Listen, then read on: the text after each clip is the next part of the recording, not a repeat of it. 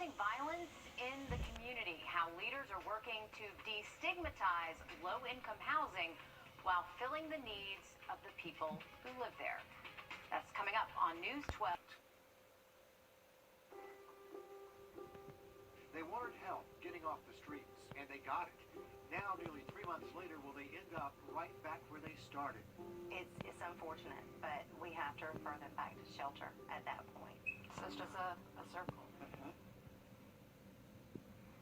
It's been nearly 90 days since the street outreach team began surveying homeless people in Augusta. The goal to identify the gaps swallowing people into a life on the streets. Our I-team has gone along to watch as they pull people out of homelessness, but as our investigation found, the cycle is difficult to break when the system itself is broken. The I-team's Liz Owens questions, is it 90 days of failure? 90 days. That's the max time the city will house homeless in local motels. 3 months to become mentally stable, employed, and find a home. Success becomes even more difficult when there is no case management and homeless are left on their own in motel rooms with nothing but the clothes on their backs. Like the wounded in the ER, we triage them and figure out what's wrong. Homeless come here first to connect with care. And then we refer them to the next place. Bethany Trapp does the work of a crisis coordinator. But sometimes they get lost in that next place. Her actual job title, Program Coordinator at the Marion Barnes Resource and Referral Center. We got to know Bethany through the street outreach team. She helped Sunny, the former kindergarten teacher, and Cherry, the homeowner, get into the temporary emergency housing program. Both women battle mental illness. We're going to put a plan together. We're going to help you, okay? Sometimes we need help. Fast forward nearly 3 months later. January 27th, what happens to her? She's out. She's out. She's back on the street. She's back to where No she money, was. no house. Nothing. The response would be, there's a shelter, go start staying there. As harsh as that sounds, yes. Yeah, the harsh reality the I-team uncovered is there is no plan. Cherry and Sunny's time is nearly up in the program. Is it frustrating that some of these people that you were there that were taken off the streets, put in the motels, are now at risk of going back out on the streets? It's been on my mind. And it's heartbreaking. But I've seen it over and over and over again. It's something Commissioner Catherine McKnight first voiced concern over at the beginning of the program in spring of 2020 when COVID first shut everything down. Then what happens with those people that are being housed? How do you have that ending and that transition? Whenever the sheltering in component is lifted, they may still be there for another 2 to 4 weeks while we transition them to what I consider permanent housing. Hawthorne Welcher is the Director of Housing and Community Development in Augusta. His office oversees the motel voucher program. Here's how it works. The city contracts with 9 motels to give temporary emergency shelter to people when a homeless shelter is not an option for them. That includes anyone who is sick, disabled, or mentally ill. The voucher program is only good for up to 90 days, and the costs are covered by grant money. The U.S. Department of Housing and Urban Development has awarded more than $2.6 million in ESG, or Emergency Solution Grants, to Augusta, Richmond County since 2020. The purpose of the ESG program is to assist individuals and families quickly regain stability and permanent housing after experiencing a housing crisis or homelessness. The I-team wanted to know the success rate. We sent an email to Welcher in his office to ask how many people were transferred from hotels to permanent housing. We asked last November, and nearly 2 months later, we still have not received a response. But we did get a response from Gold Cross about another request. Records show a 1,700% increase in emergency medical calls to those 9 motels since the voucher program began. Gold Cross tells us most of the calls involved overdoses. As we reported, addiction is closely tied to mental illness. National statistics show people are twice as likely to become an addict when mentally ill. 40% of the homeless in Augusta are mentally ill. In December, we reported there is no free medical detox for indigent care in Augusta. But medical detox is mandatory before a person can enter rehab in Augusta. Another issue a case manager could help with: transportation from the motels to get to therapy, doctor's appointments, and medication for mentally ill or addicts in need of detox help. Those aren't the only problems we found. I know that we want to protect this community, right? The homeless community, we want to protect them, especially the ones with mental illness. So this is what happens when we put them in that motel down there in Zone 3. They don't have groceries. They go panhandling. They go panhandling. Yes. They get in trouble. Records we obtained from the marshal's office shows panhandling skyrocketed more than 300%. Most of the citations are within a 2-mile radius of the voucher motels. There's not like someone who's in charge of everything, someone making sure that, okay, once they get into a motel, this is how they're going to get food, walk them through the process of, getting a phone or calling and filling out applications. How are they supposed to have success without a individualized case management program? That's the missing puzzle piece. Deputies and marshals, members of the street outreach team, and not case managers, got Sunny to the doctor. They brought her groceries, clothing, and even a way to get to her new job. She's gotten a job. She's been seeing a doctor, taking her medication, following the program, yet could be out next week. It's unfortunate, but we have to refer them back to shelter at that point. So it's just a circle. Mm-hmm.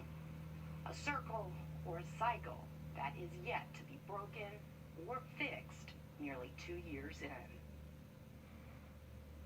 So next Thursday in a week, the street outreach team will present all these gaps in care they found before the Homeless Task Force, which includes Commissioner Jordan Johnson. The full commission should hear a new strategic plan to vote on next month.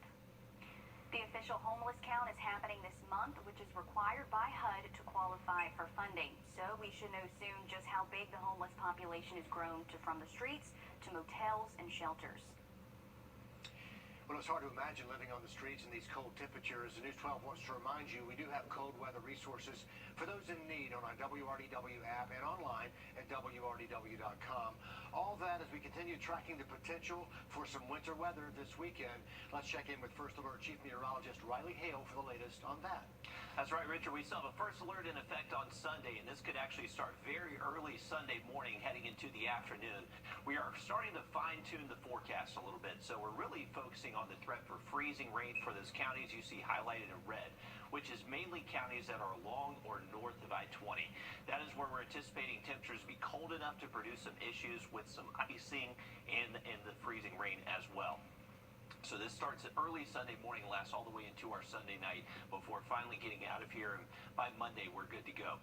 Now here's a look at our confidence and what type of impacts we could see. As far as snow goes, unfortunately for our snow lovers, just doesn't look like this is going to be the right setup for a lot of snowflakes.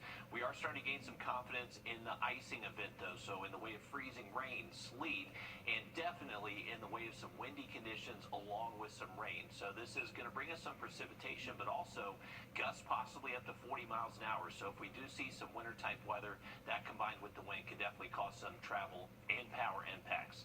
This is the latest update from the Weather Prediction Center, just highlighting those areas that we were just talking about. We're going to have much more on this forecast in just about 10 minutes. Thanks, Riley. It's day 5 in a search for the person who shot and killed 8-year-old Aubrey Anthony during a drive-by shooting in Augusta. Just last night, the Richmond County Sheriff's Office confirmed they found this Jeep linked to the case, but no arrests yet in her death.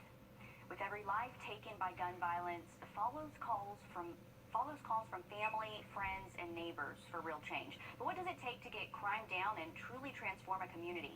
News 12's Kennedy Harris talked to city leaders about solutions.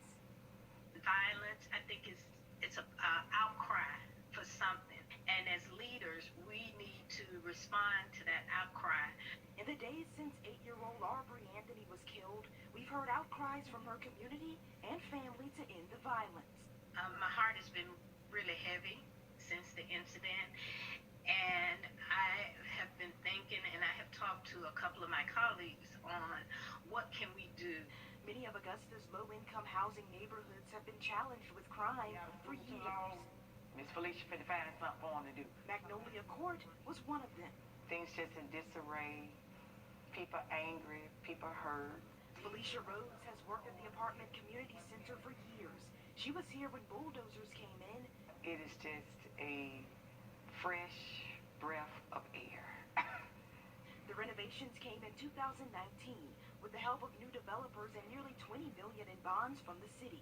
Since then, they haven't eradicated crime, but it's dropped significantly. From job training to government resource assistance to school supplies, this community center has become the pulse of Magnolia Court. Magnolia is a perfect example. Commissioner Scott says in some ways the city has failed low-income residents. We might just send them and give them an apartment, and that's all we do. Finance resources, parenting classes, school-to-work transition programs, finding ways to fill the gaps and get people out of low-income housing. That's her goal. We can't do it emotionally. We're going to have to do it systemically. Because change can be a good thing. It gave the people a sense of hope. Kennedy Harris, on your side. Commissioner Scott is already in talks with her fellow commissioners about ideas on how to start programming, but she says a lot more stakeholders need to be involved, including the housing authority, churches, and community leaders to really make improvements. Well, we are a day closer to Sunday when we are anticipating impactful weather. A first alert is in effect. We'll have the latest on that forecast coming up. At Lazy Boy Furniture Galleries, we know everyone likes.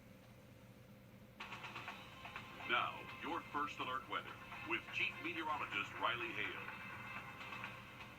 Well, here we go, folks. We are a day closer to our Sunday and starting to fine-tune this forecast a little bit for what we're anticipating to show up starting early Sunday morning and lasting even into our Sunday evening. The counties highlighted in red here is where the first alert is in effect. So this is not for everybody. If you are not highlighted in red here, your temperatures are likely going to stay above freezing and you're not really going to see too many issues. And really, the main threat is north of I-20. Saluda, Edgefield, McCormick, Lincoln, Wilkes County. That's really where I'm anticipating the best ingredients to be to see some winter weather impacts. But even along I-20, for us here in Columbia, Richmond, and Aiken County, we could still tap into some of that freezing rain potential and definitely going to see some gusty winds. So the best way to stay on top of the weather, especially since it is going to be a very fluid forecast over the next 48 hours, take a picture of this QR code. It'll take you to our the app store, so where you can download our First Alert weather app. Great tool to have in your back pocket, especially in these type of events, because you won't necessarily automatically receive a warning for a winter storm watch, winter storm warning from just your normal cell phone. You do need an app like ours to be downloaded to receive those. Now, this is a look at our current winter storm watches in effect. So this does include counties that are nudging right up against our northern counties. So places like Newberry County, Fairfield County, that is where we're seeing these winter storm watches, even portions of North Georgia as well. So this is where the National Weather Service is really starting to have high confidence. That's where the cold air is going to be and where the majority of the impacts will fall. Now, that can still shift a little bit further north or south, and not to say that some of our northern and central counties do get placed underneath the watch over the next day or so, but just really not anticipating a situation where we see a lot of snow. This is still trending in the way of an ice event for us if anything does happen, and it would be only for those counties that we highlighted in red. The rain and wind confidence is much higher. Definitely going to see a lot of rain from this system, and it does look very gusty as well. We are expecting very strong winds because we're going to have strong high pressure sitting over the northeast, strengthening low pressure south of that. So just that very tight pressure gradients creates a lot of wind and creates some gusty conditions for us. Now, that high pressure towards our north also going to be funneling down some cold air in the way of a wedge, what we call cold air damming. How far south that line of freezing temperatures makes it plays a big role in what type of weather we see as this system moves through. But it looks at the moment that if it were to take a more northern track, that would bring us warmer temperatures, less of a threat for winter weather. The southern track would be what we have to worry about. Most likely not going to be one or the other, but a combination of the two, so kind of just a blend.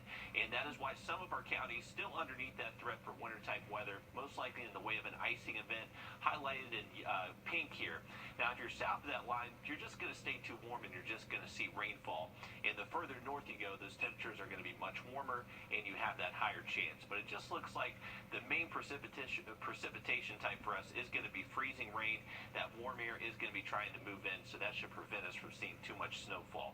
But that first alert is in effect on Sunday. Keep it here for updates over the next several days. Temperatures do look warmer by Monday.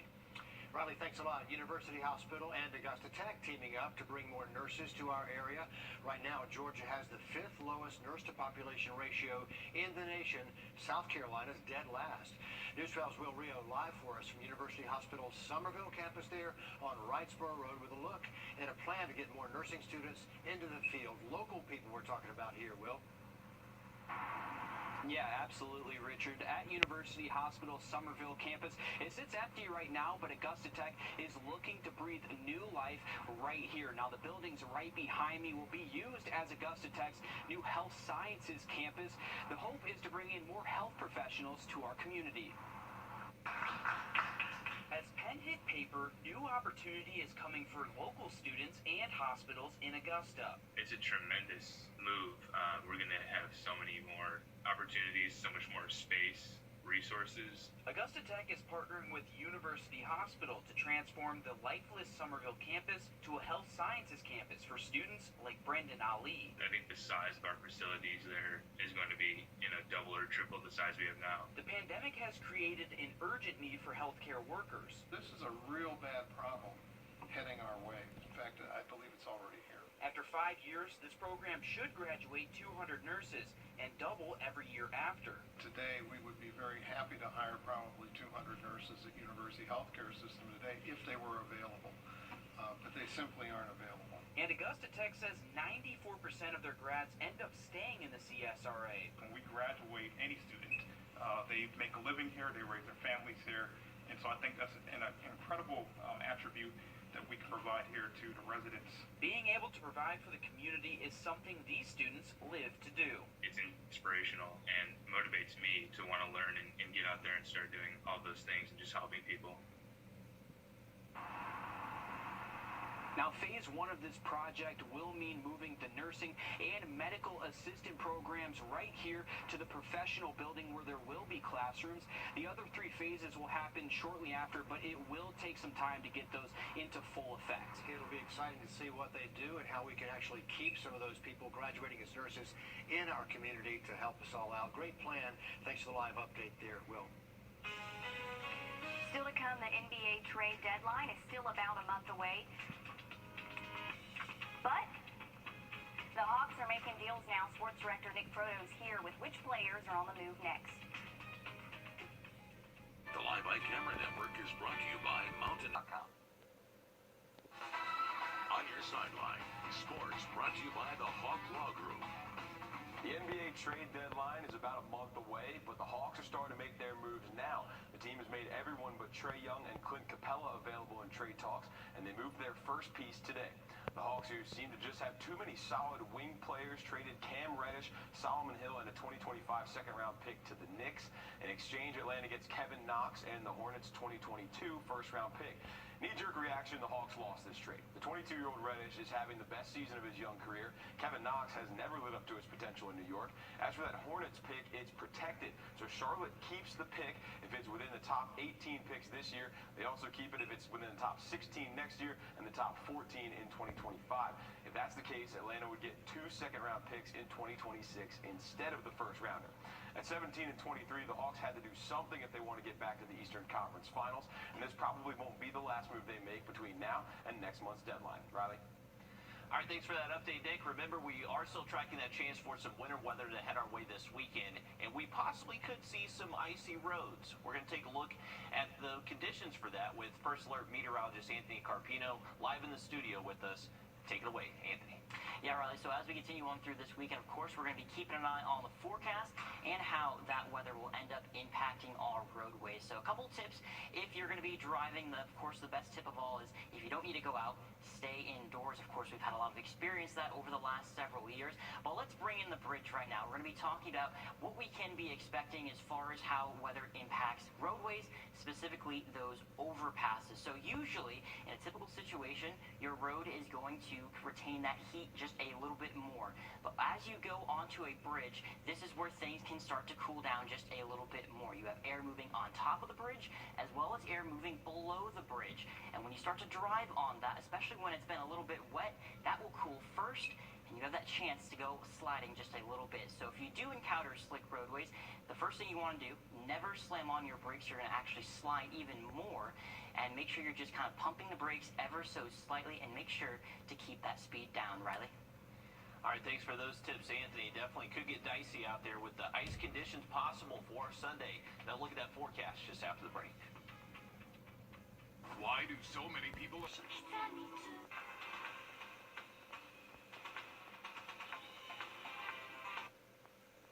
Well, here's a current view out of our Grovetown cam, still showing some of that cloud cover around it. These clouds will actually keep our temperatures from dropping too quickly through the rest of this evening.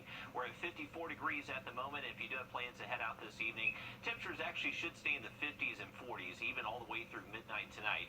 Not going to be until late tonight and early tomorrow morning we eventually see our temps get down to the mid to upper 30s briefly. A chilly start to your Friday, but overall not a terrible start to the day. A little bit warmer compared to the last few mornings we've had, mid to upper 30s for most of the area, and then some of our southeastern counties could actually stay closer to 40 degrees.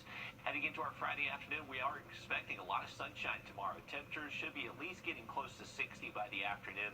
And then for the weekend, remember the worst weather that we're anticipating is going to show up early Sunday morning and last throughout the day on Sunday. That is when we do have a first alert in effect. Good news is we do warm up by Monday, so anything that happens Sunday shouldn't last too long. Thank you, Riley. That's all our time for News 12 at 6 o'clock. We'll be back at 7 on NBC 26. Hope to see you then.